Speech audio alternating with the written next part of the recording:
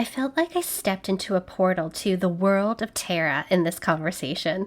I could see and feel colors I didn't before. I invite you to release yourself from expectation and step into the world of Tara with me. Experience her essence, get curious, and think back to when you used to play pretend as a child. I wonder what would happen if we all chose to pretend a little bit more, if we got curious about the possibilities before us.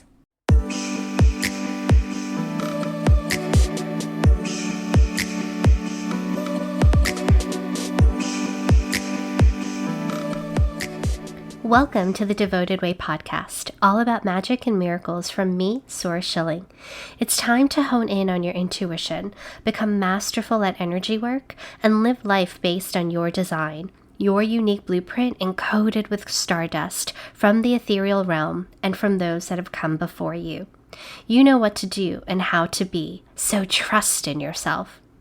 This podcast series is part of a 13-day challenge called Stellar Transformational Act of Reverence, otherwise known as STAR, hosted inside of our Devoted Discord.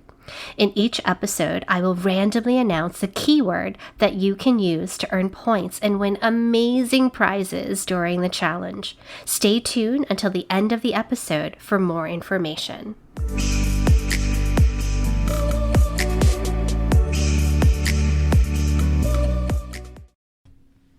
Tara Tagliaferro is a buena strega of the concrete jungle, Queens, New York, globe-trotting theatrical artist, and everyday wallflower meeting her morning cocktail of anxiety and figuring out how to still bloom.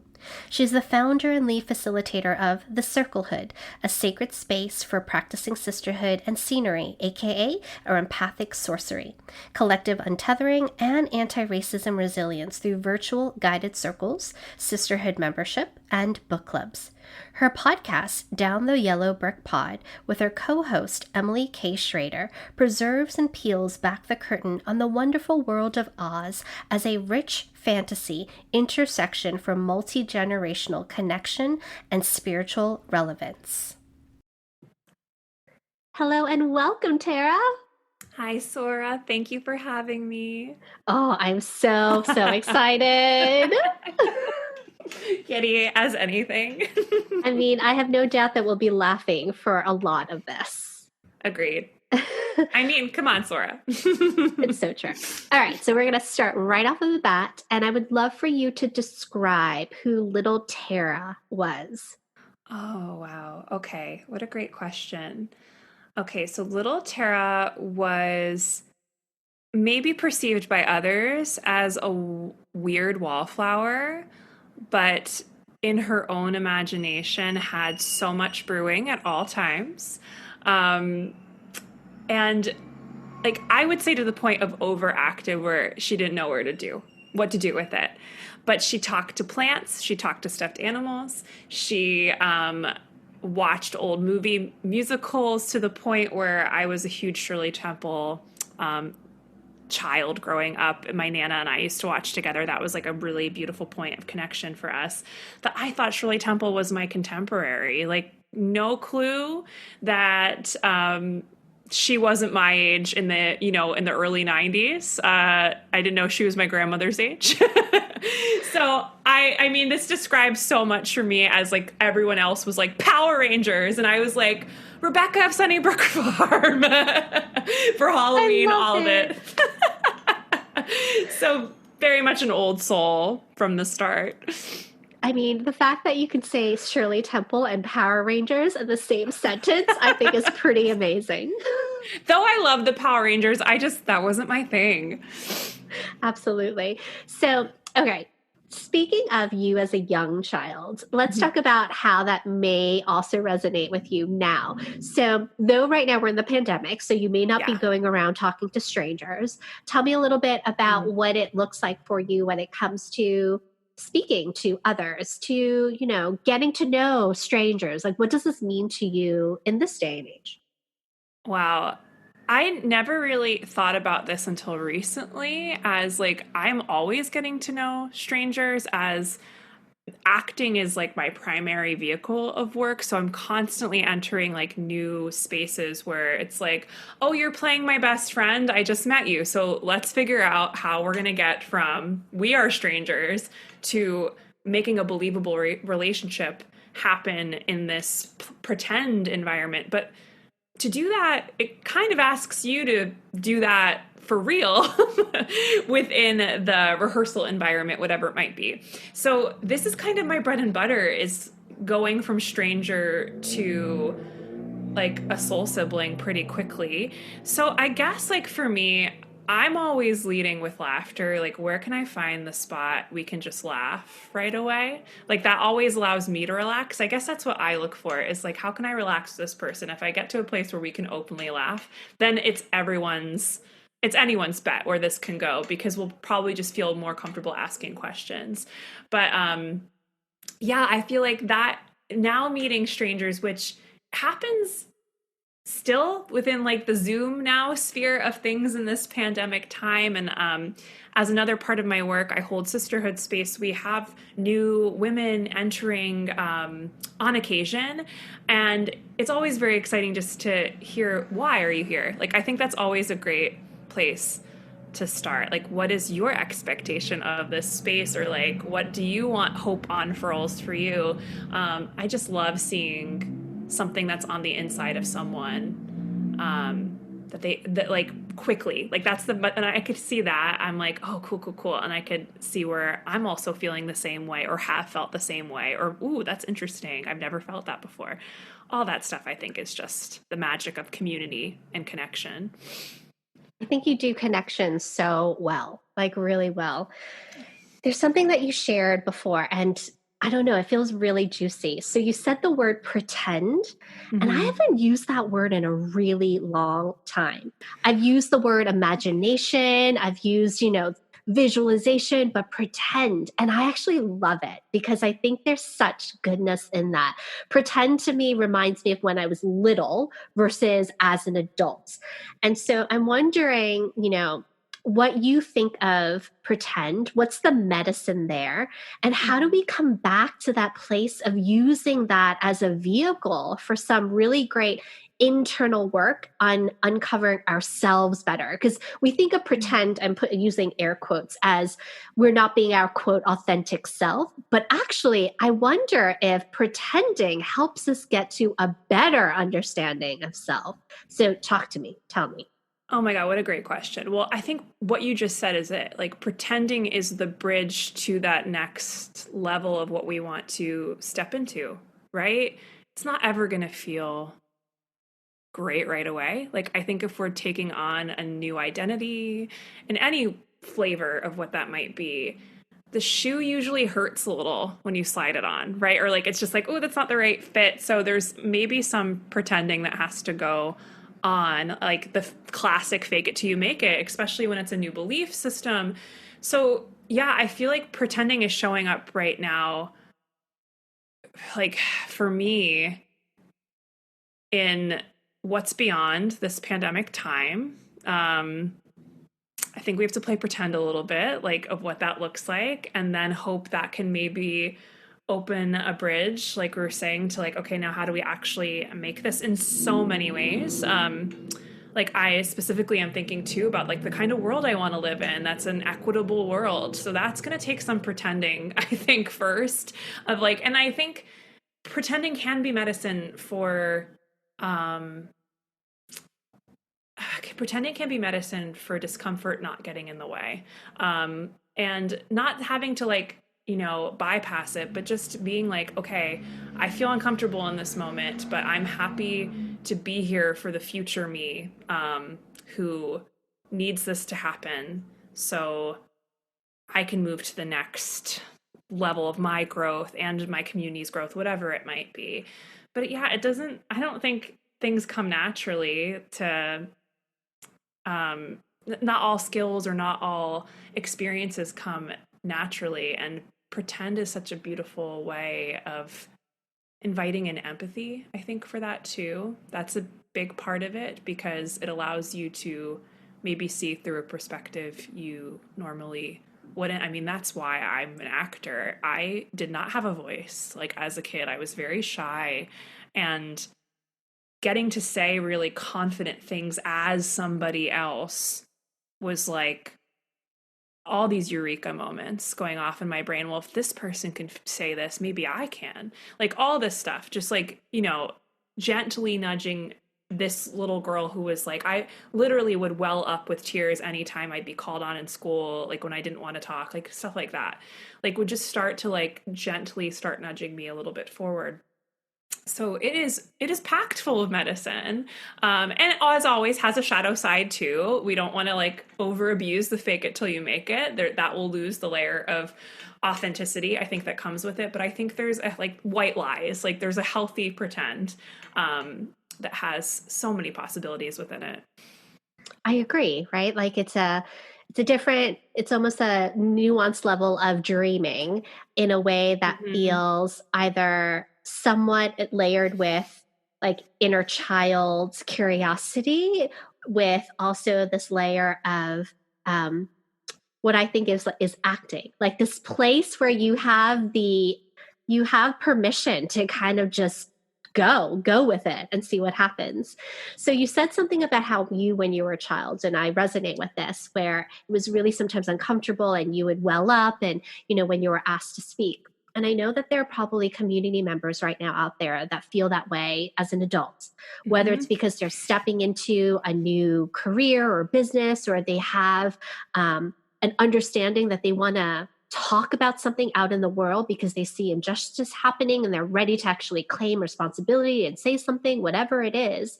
And so, would you have any practices from the lens of an actor and or a coach, because you are both, that Yes. you would share that would help others kind of get to that space? Oh my gosh. That is such a great question. Well, I think the discomfort needs to be identified, like what is underneath that. And I will speak for myself, and I think maybe a practice will come out of this, is a lot of mine is fear of not being liked, fear of getting a backlash, or fear of just what I say doesn't translate to someone else. It's not valuable to somebody else. That's my fear. And that's what always is going to be present, I think, in myself. But I definitely feel like I'm in a place now where that fear gets overridden all the time. It's not stopping me. So I think identifying what the thing is very important. Doing that work of like, okay, so what is this little like obstacle that I'm feeling? Like what is making it hard for me to take the next step forward? Just identifying that. And then I think calling in spaces where you can embody, this is where the pretend can come in too, embody what's beyond that obstacle, what's over that mountain. And that's partly why I'm obsessed with circle work. I'm obsessed with being in spaces where you are asked to speak truthfully to your experience in this moment. Because even when I think, for me, when I know my flaws can be seen, I can breathe.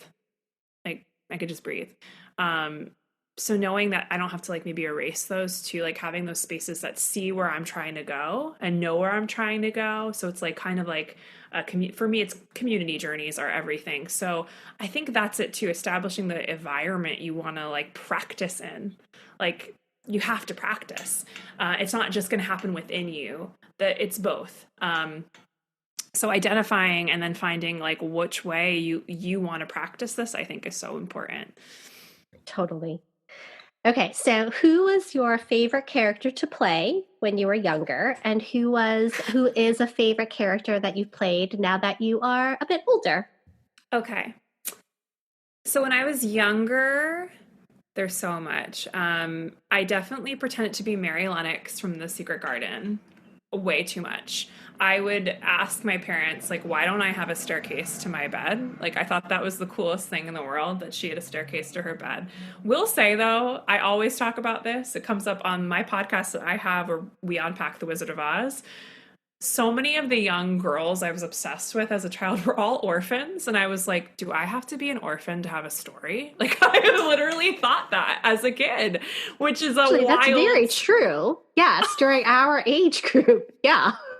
Dorothy was an orphan. Anne of Green Gables was an orphan. Mary Lennox was an orphan. Every Shirley Temple character pretty much was an orphan. Or she was trying to get her parent to marry someone new in the situation. She had lost one parent.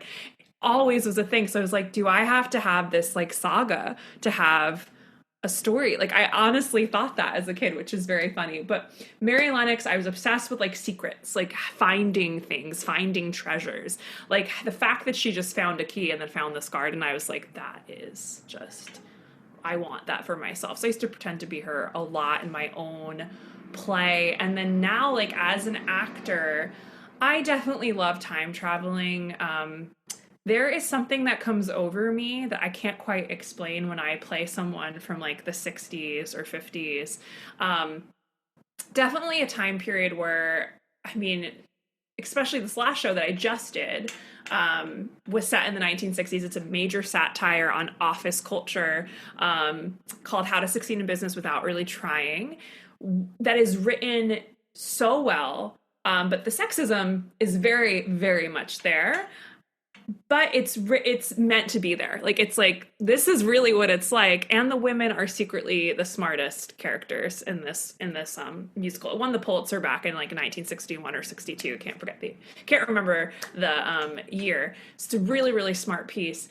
But just, I did some extra work preparing for that show this time around, of reading one of the only books written through a female perspective of that, from that time, that wrote about being in New York as a young woman. I called The Best of Everything. It's actually, if you're a Mad Men person, Don Draper is reading it in the very first season, the very pilot episode, first season, he's reading it in his bed. I was like, Don Draper clearly learned nothing from this book. He's pretty terrible with women. But it's a really wonderful book about like the games. Like, women were just playing games, and trying to follow some like rule book of perfection that just like is nuts. But the character I got to play in this musical threw out that rule book. Like, she threw it out, and she just like was embracing something different. Like, she's totally like a little trailblazer in her own way. And I really just I love finding those women. Like, society was saying this, but you didn't do that. You didn't do what society said, and that's really cool. And they were existing at all times. Like, it's so cool to find those stories, especially now. I'm obsessed with finding people who've been unwritten from history. Like, I could not recommend Ma Rainey's Black Bottom, which is on Netflix, I believe, nominated for a ton of awards right now and has won a ton of awards. That's a true story. It's based off of a real singer who was kind of unwritten, taken out of history because she didn't take the big Black woman singer who didn't take the big record deal because she didn't want to be owned by a label and all that. Like, so I think that's so important right now, is for us to go back and like see who was controlling the narrative, who was speaking this. Musical theater is filthy in this. This is like a big thing that I think, I hope to God institutions and education systems really look into, like something like, for example, like West Side Story, for example, written and pretty much constructed mainly by white men, about racial divides amidst New York City between a Latino community and a white community. And there's problems in that because of just naturally there was no one on the initial creative team of color. So I think we're having a lot of work and asks to be done of us, which I am so ready for. I think it's always been what has been like a little bit of the poison we swallow in this path and in this career. So going back to this 1960s secretary I got to play, I just like love finding like how, like, yeah, how is she, like, I love finding the characters are just like a little bit, they did their own, they walked to their own drummer.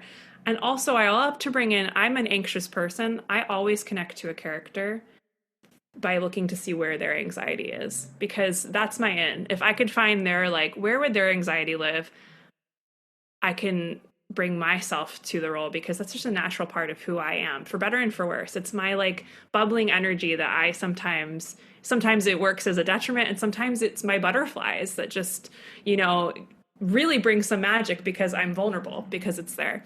So yeah, I know I swirled around a lot with that question, but No, that was great. That's it.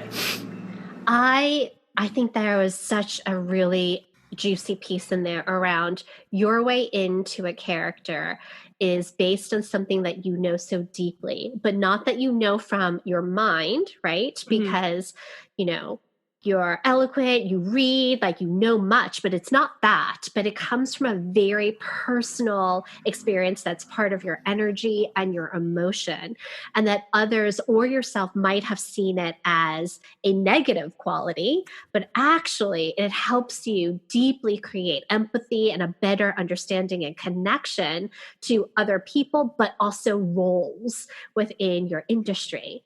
And I think that can be translated and like highlighted for others who are in any sort of career, and realizing your in could be something that you have already within you that you're trying so hard to quote fix. Sora, yes. It's always that. It's always the thing we think we need to fix or hide about ourselves that needs to be the most exposed, because chances are there are so many other people who feel this way. We're just not speaking to it in this filtered world that we live in now, and always have lived in. I keep like saying like now social media, I'm like, this was always kind of here. We always could curate what we would put out of us. Maybe it looked like an email blast 10 years ago, but now it's like more of like, Instagram, TikTok, all the things. It's totally it. I think when we can like see these like things that maybe we perceived as like wounds or detriments or flaws, whatever, about ourselves, and we can embrace them as like our humanness, it's everything. Yeah, and especially what you're saying about now, like who's to say, yes, of course, social media, there's like negative portions, and yes, we're being programmed constantly with all this visual and unconscious biases, but who's to say that didn't happen before when you only had like 2 channels on your TV? You're basically being programmed all day long by this one narrative. So I completely agree with that. Yes. Okay, so let's talk about, so you are an actor and there are roles out there that you're trying to get to continue to thrive, right? In your profession, in your mastery and level of your craft, as well as earning money, all of that stuff. You're also noticing, not that you haven't noticed before, but and you're active in regarding understanding that there are these systems and structures that make that industry really icky. And so how do you move through finding the work that will light you up and help you continue to thrive with the feeling of, I have to keep working? Is that something that is even in your awareness, or have you moved through that? Oh my, I think this is where I'm at, Sora. You just nailed it, because this is the big question of like, okay, my values are this. I cannot settle for less than this. So how do I do that? Because the industry is not there. It's just not there. So I'll talk to 2 things, and they're both very different. But let me start with my last long-term acting job, which, okay, on paper, it looked beyond fantastic. I was employed in this off-Broadway show for a full year. When I was cast in this show, I thought I had won the lottery because of how they described it to us. It was, we've got a lease on this building for 10 years. This is going to be a permanent fixture in New York City. This is a new way of doing theater. It was immersive with children. I was lighting up like a Christmas tree, just like, oh my God, I landed in the jackpot of what I love to do. And behind this show that was all about finding your inner spark, I was being dimmed in every single way possible. I had a role backstage too that was like the actor advocate, which is something with our union that is called like a deputy. So I was the person who was the go-to contact for all the problems. And I mean, it took about a week before it just was never ending problems. And I did the show for a year, and I only stayed at one point because I'm thinking about starting a family in the near or future, and my health insurance is tied to my work. And this is, I mean, this goes to systematic issues beyond like staying because I want to have a baby. Like that was it. But at one, I did hit a point where I was like, I knew when my contract was up, I was like, I am done. At the end of my contract, I will complete this. But I had my out. I knew I was going to be out because this was an environment that was toxic in every way. Misogyny, sexual harassment happening behind closed doors, hierarchical, unneeded hierarchy happening, where you could have made a collaborative environment. We were all being pawned up against one another behind the scenes. It was a unique world because a lot of us shared roles because of how this thing timed, which doesn't happen mostly. You have understudies, you have swings, you have that, but you don't have shared role stuff usually happening, which just is like, let's create something that'll make actors insecure. Let's just make, that's what it was. So I know, like, I spoke up hardcore. I went to my union, I shared every problem.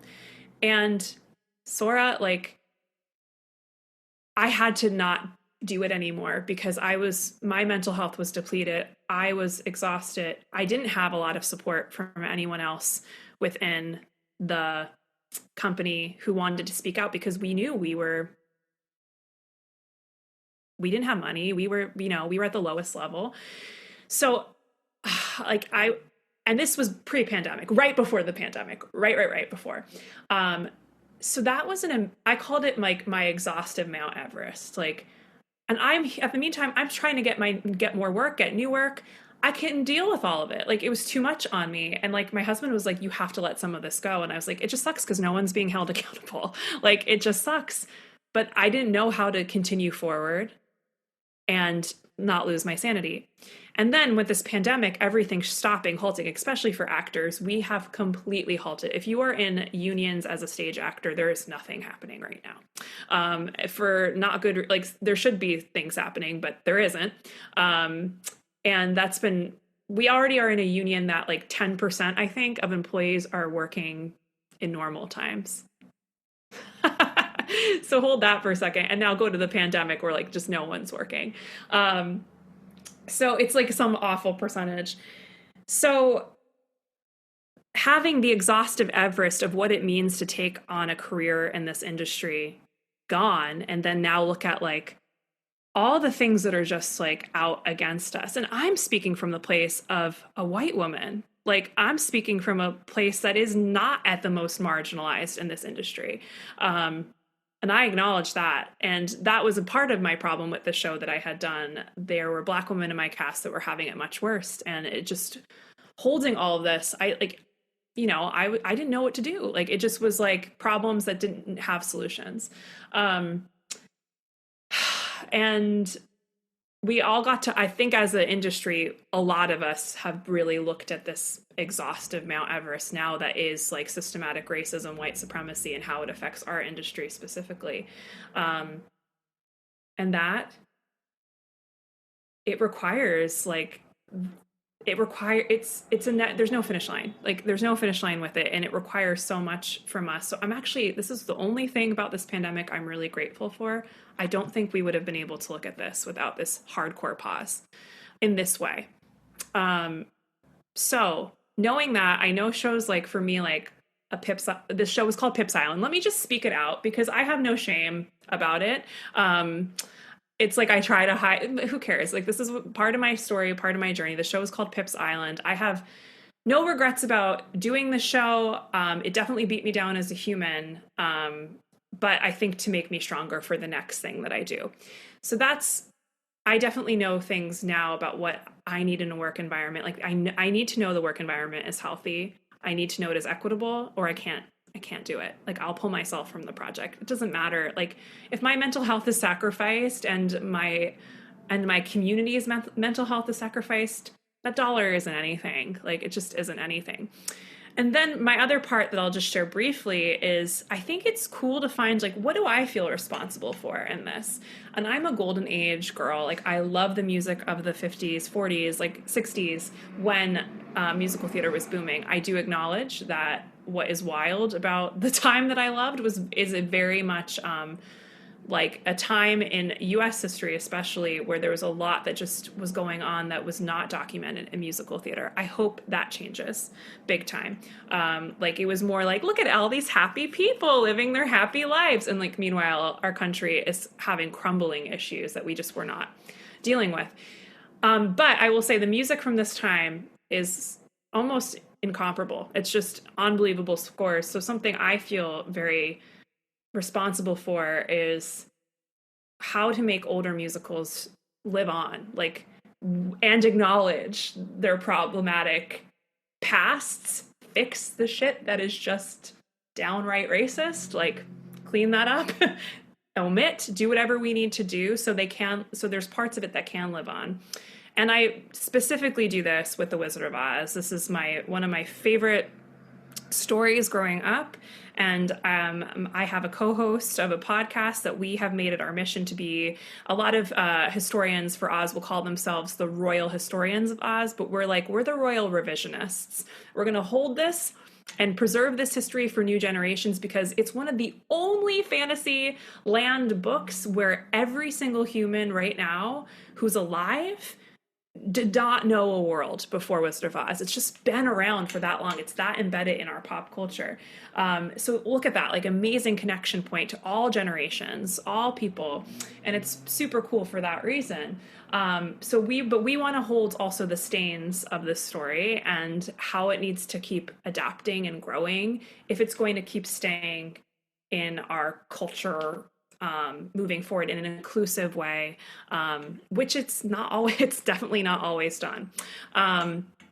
So that is another big, long answer of just, I think it's just important to know what you feel responsible for and commit to that wholeheartedly. Commit to it wholeheartedly.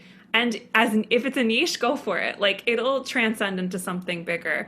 And to, like, whatever pains of your past that you were like, I will no longer stand for that. I think that's why we have those experiences. It's like never again, right? Like never again moments. And how could I have done this differently? They're amazing invitations for reflection and transparency. Like, I don't want to hide these experiences I've had that were toxic. I want to share them and learn how we can do better. Thank you for your honesty, right? Because there's no perfect solution to any of this. And there are people out there who desire to speak up, but they cannot.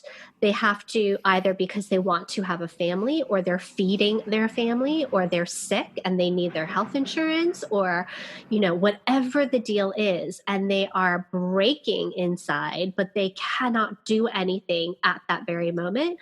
And that should be okay. Right? Like, no one should ever point a finger and say, you're not doing enough. Like, because we don't know the complexity of someone's life at that moment. Mm-mm.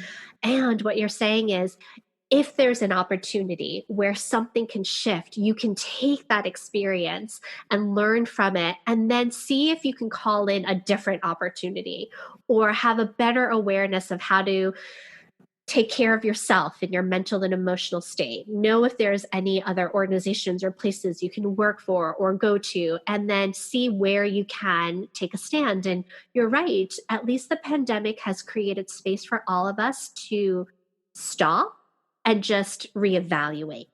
And that can mean anything for anyone. But the fact of the matter is, most of us have been on the go. We haven't had time. We haven't had the privilege to just kind of just be.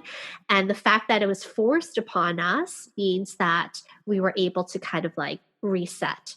Now, that's to say that aren't people that that they weren't able to do that, right? They've been out there constantly working their butts off. And so my hope and vision is that when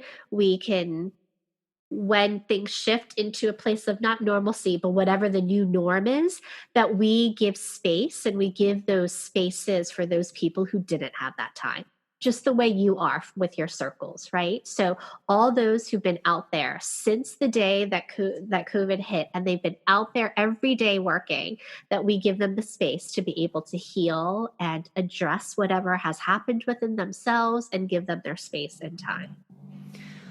Yes. I mean, this is probably where my work is headed as an actor specifically, is how do we have like, especially Broadway for us is like the big time. That's the big time for us. It's like you could have a lifestyle with a Broadway show that is a little bit more not having to do a million other jobs at once, because that's normally our lives.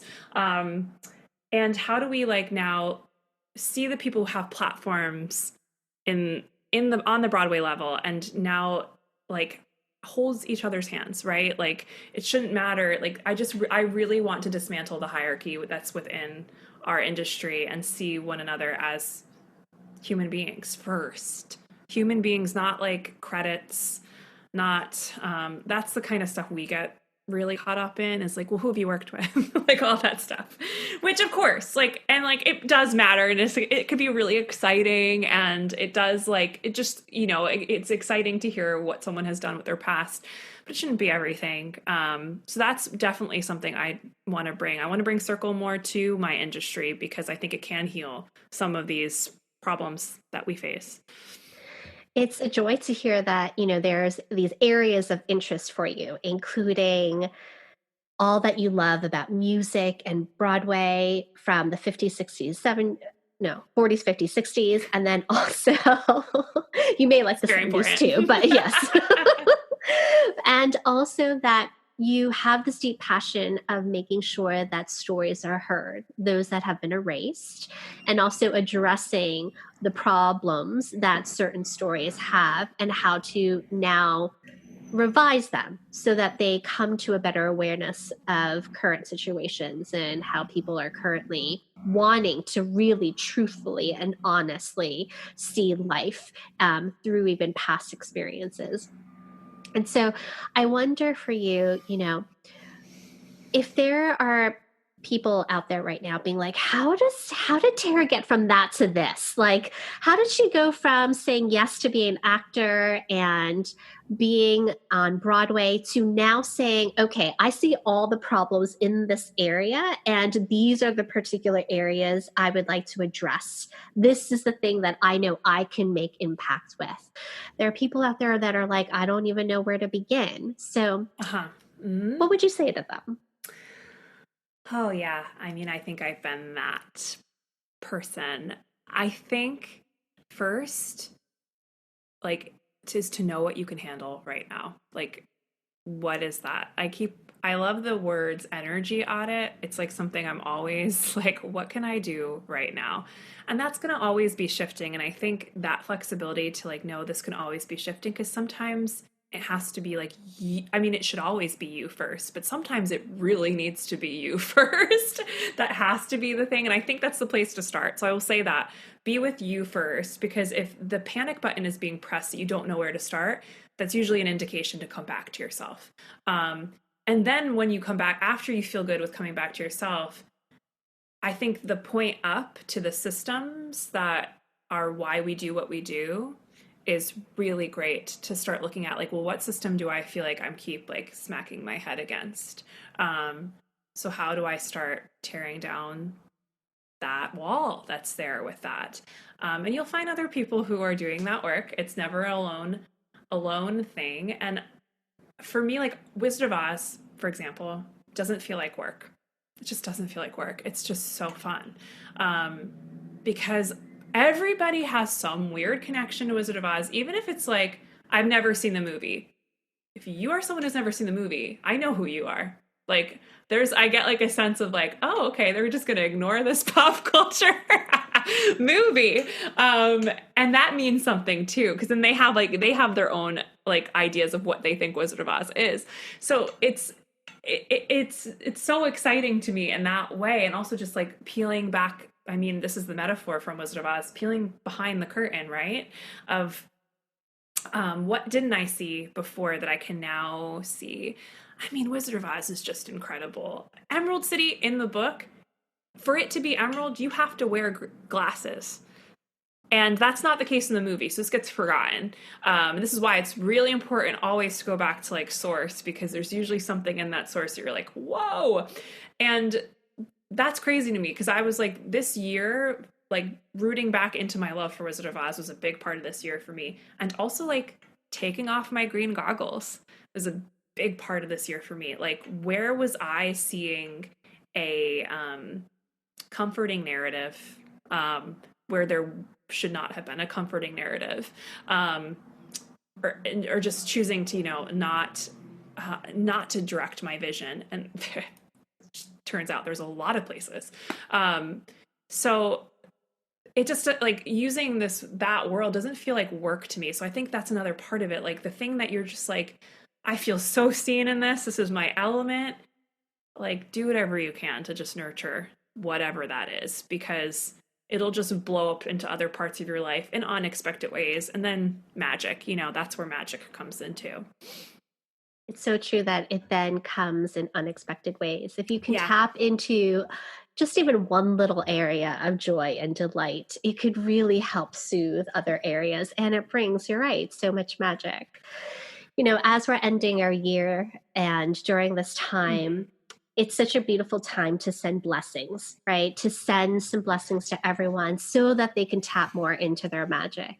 And so, what would be the blessing that you would share? And then, what gift would you want to share with all of us? I think the big blessing, and I'll let this be a little Aussie because why not? Is after this, run-on sentence of a year. I'm like, it's 2020 or 2021. I don't even know. It's all the same at this point. If we're looking at this through the Wizard of Oz lens, your complexities of your grayness can also be next to your Technicolor. I think that's a beautiful thing to hold. There's space for both, and there's a reason that even the Wizard of Oz, the film, ends back in like a gray world, with the Technicolor now inside of her. I think not being afraid of the gray is the blessing I will leave. It's all good. I think it makes us more human. At the end, that's our human edge, and I think that softening is a good thing to that. Keyword, gift. Gift. What a beautiful blessing. I love that. And now everyone must read and watch The Wizard of Oz. Yes, it's an assignment. Absolutely. And since, Tara, you do come from the world of music and magic and pretend and imagination, will you gift us with a song or songs? Yeah, and let's just stick with what we know for today. All right.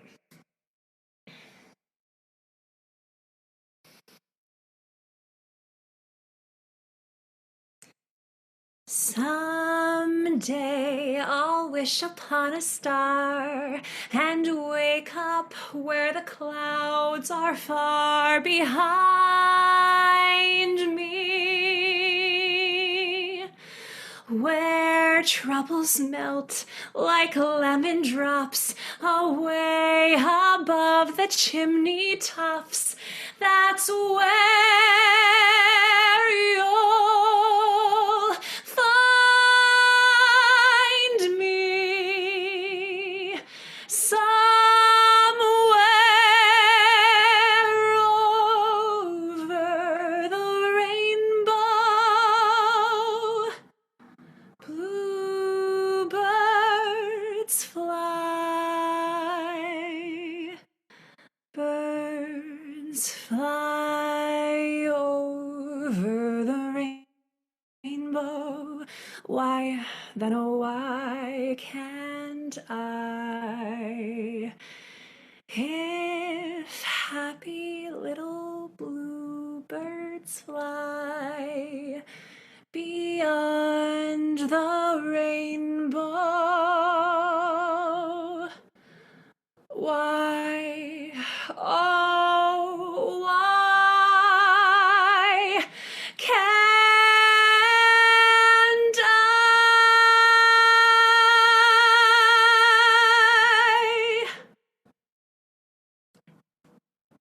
Oh, blessings. And to everyone, may they continue to fly as the new year approaches. Thank you so much, Tara. I think that's the first time I've ever sang that song for anybody. Look at that! A first! A first, completely. You know, your girl's a Glinda. She ain't a Dorothy, but you know, here we are. There you go. But here we are, first all the time. Yes. Thanks again, Tara. You're so welcome, Sora. Thank you for having me. It is a blessing to serve you. My deepest desire is to bring nourishment to your soul, activate and enliven your inner landscape, and find inspiration through the sacred stories of others so we remember we are collectively woven. If you're currently playing with us in our devoted Discord, remember to submit the keyword and complete the other moves to earn points and win amazing prizes. If you're not playing yet, visit devotedway.com/star, STAR, to sign up. If you would like to listen to more Devoted Way podcast episodes, watch Devoted TV, or read about mysticism, spiritual devotion, magic and intuition, or creating a prosperous new world, I invite you to enter our virtual temple home at devotedway.com. As I continue to serve, may I humbly ask for a sacred exchange. I would so appreciate it if you would write a love note, otherwise known as a review. Share the episode with your friends and community members, and engage with me on Instagram. Stay sacred and discover your path and join the Devoted Way. May magic and miracles occur in your life every day as you co-create a prosperous new world with the Great Mother. Until next time, this is Sora Schilling.